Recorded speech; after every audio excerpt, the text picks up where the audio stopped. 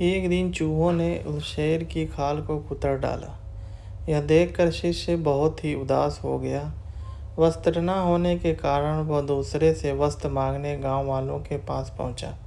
अगले ही दिन चूहों ने दूसरे वस्त्र में भी छेद कर डाला। चूहे से परेशान होकर उसने एक बिल्ली पाल लिया। अब उसे समस्या चूहों से तो नहीं थी, लेकिन बिल्ली उसके लिए परेशानी का सबब बन गई। उसे अपने खाने के साथ साथ बिल्ली के लिए दूध का इंतजाम करना पड़ता था। एक दिन उसे लगा कि मैं कब तक का गांव वालों से मांगता रहूँगा, क्यों ना मैं खुद ही एक गाय रख लूँ। जब उसे गाय मिल गई तो फिर उसके लिए चारा मांगने की ज़रूरत पड़ी। उसे लगा कि झोपड़ी में चारों ओर घास से इसका काम चल जाएगा, लेकिन इसमें उसके सामने गाय के चराने की समस्या आ खड़ी हुई। गाय को चराने के चक्कर में उसे ध्यान के लिए पूरा वक्त नहीं मिल पा रहा था, इसलिए उस काम के लिए उसने आदमी रख लिया।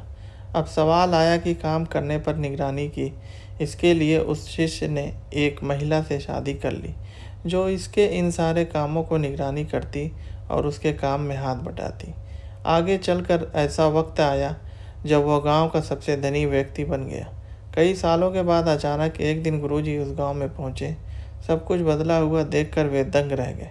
उन्होंने देखा कि जहाँ कभी कुटिया हुआ करती थी, वहाँ आज एक आलीशान इमारत खड़ी है।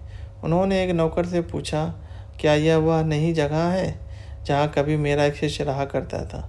नौकर उन्हें कोई जवाब देता इससे पहले ही गुरु का वो शिष्य हाजिर हो गया। गुरु ने पूछा, आखिर ये सब क्या है? इस पर शिष्य ने, आपको विश्वास नहीं हो रहा है, लेकिन मेरे पास सिवाय इसके कोई दूसरा तरीका नहीं था कि मैं शेर की खाल को हटा देता।